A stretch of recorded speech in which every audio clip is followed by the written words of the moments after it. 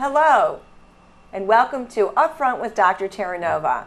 I'm Dr. Marilyn Terranova, Superintendent of the Eastchester Schools. And welcome to the 2012-2013 school year.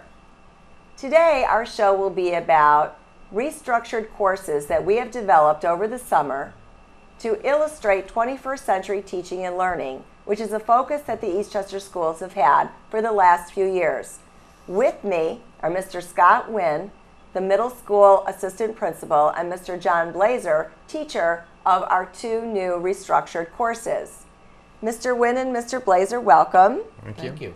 And Mr. Wynn, let's begin with you. Could you tell us a bit about why we entered into the restructured courses and what we are hoping to offer our students this school year? Absolutely. Thank you for having me. So like you said, this process began several years ago when we began to look at 21st century learning and trying to decide how to best prepare our students to be 21st century learners. We examined our computer courses that we offer and compared them to the national technology standards that were published several years ago. Those standards really focused on 6 major topics. Those topics being technology operations and concepts, creativity and innovation, communication and collaboration, critical thinking, problem solving and decision making, research and informational fluency, and digital citizenship. When we looked at those 6 standards, what we really found was that we needed to strengthen our program in the areas of both digital citizenship and research and informational fluency. We wanted our students to be able to construct, to support, to innovate, to demonstrate, all of those really true qualities that a 21st century learner would be able to demonstrate. So when we did that, we worked very closely as a staff and developed first our independent inquiry course that we were offering at the 7th and 8th grade level. And then second, we developed our digital citizenship courses at the 6th grade, 7th grade, and 8th grade level. Those programs tie in nicely with our already present library information class at the 6th grade level, and we became really a sequenced program in both informational fluency and in digital citizenship. And now, if you don't mind, I'd turn it over to Mr. Blazer, who will describe the courses in more depth. All right, thanks, Scott. Marilyn, it's nice to be here. We have the 2 courses, the independent inquiry, which is for grades 7 and 8. And as Scott said, that builds on the library info 6 classes that all the students take. And the independent inquiry class is really a hybrid model. We meet every other day for 1 period. And then the course is totally online, so the students are also doing all of their work online. And the goals of the course are really to give the students an opportunity to be more self-directed, to develop their research and information literacy skills. And then we want to expose them to a lot of different digital tools that are available, mostly on the internet, but some are computer-based. Okay, so here's the game plan for today. We have to take care of your Evernote notes, and that includes the independent inquiry notes that I gave you over those few class sessions. We're going to submit them, and then we're going to look at the research sources, your articles that you've been sharing into Evernote, and we're going to do a little bit of organization with that. All right. We're going to take care of the revising and submitting the notes first. Now, what I did was in my Evernote account, I actually put some things in there so that I can demonstrate that to you. So what I'm going to do is I'm going to take over your computers. I know you all like that. And then I'm going to demonstrate it to you. And then I'm going to have you all submit your notes. All right? And then what we're going to do... So they learn how to use them to gather and construct knowledge. And they basically work in small groups or as individuals. They pick a topic to research, and then they pursue information on their topic and use a variety of applications to actually present their information to their classmates. And all of that comes together in a digital portfolio, which they're putting together during the course of the half year that they're in the course. So in a nutshell, that's kind of what we're doing with the independent inquiry class. And of course, it starts in 7th grade and then it's built on in 8th grade so that we're able to kind of ramp up their skills in the 8th grade. Now the digital citizenship course is for 6, 7, and 8, and it really dovetails very nicely with the independent inquiry because we're able then in that class to really address all of those digital media and digital life topics and issues that kind of go along with using technology.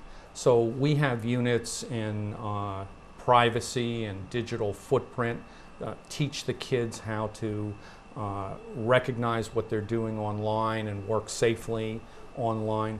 We also have a unit that deals with searching so that we're able to show them how to use search engines and gather information. And then the whole online privacy issue. And you know, all these kids are on all different kinds of websites and applications. We want to make sure that they understand how to operate safely on all of those. So the two courses are really meant to kind of work hand in hand, and they all build on that library info class that they take in 6th grade. So John, you know, when you're talking about the digital citizenship class, I really think this is great because we noted over the last couple years that the students really come in being pretty computer literate and internet literate, but in terms of internet literacy, they really didn't always make wise choices in terms of what they would select to sites that they would look at or use for research. Have you noticed that this course, I know it's early on in the course and in the school year, have you noticed that kids are making better choices? Yeah, I see that not only in the digital citizenship class, but now I'm seeing it come up in the 7th and 8th grade independent inquiry classes, because obviously when they're going out on websites and they're looking for information, they're a little bit more critical of the information that they're finding on there, whereas I think before they were pretty much, well, whatever's up there, that's, you know, that's accurate. Now they're going to be a little more skeptical, which is really what we want them to be able to do. So, Scott, what would you say to parents of middle schoolers who are taking the digital citizenship class? What would you ask them to do at home as they question their child about what they've done in school or as they monitor computer and internet use? I think the most critical thing and critical piece of advice that I could offer to any parent talking about the digital age would be to be involved, would be to ask your son or daughter to have their password for their Moodle site that John has created, to see the kind of work they're doing, and to experiment with them, to sit with them at the computer, to see the kind of things that they're doing, and to learn along with them. A large part of this is for them to really experience what their children are experiencing. So the more involved that they could be, the better off I think that we will all be in this digital age. I think those are great suggestions. And John, I was in your class, and we actually did some photos that I know our parents and our audience are viewing now as we're speaking. I was really impressed with the independent inquiry class because it not only allowed for what the students currently know, but it stretched them and challenged them in areas that I thought were really good stretches and challenges for 7th and 8th graders. I observed your 8th grade class, and I thought it was great how they could develop a question, and then they could use what we use in our literacy classes, known as graphic organizers, to really kind of organize around their question for research. You've taught this class now for several years. How do you see that transpiring into high school and having to actually do written research papers? Right, I think it's kind of it's called a precursor to what they're going to do in high school. And I have been engaging in some conversations with some of the high school teachers to try and really align things very closely to what's being done with Mrs. Kane in particular. And I think what we want to do is try and give the kids a very discrete methodology to go about taking a topic of interest, whether it's coming from the school curriculum, current events, or some personal interest, and being able to shape it so that it's researchable. And the tools like the graphic organizer and so on that you were talking about, those are all tools that help them to do that. And then the idea would be that they could take it to a deeper level in high school. So it's all kind of an incremental approach.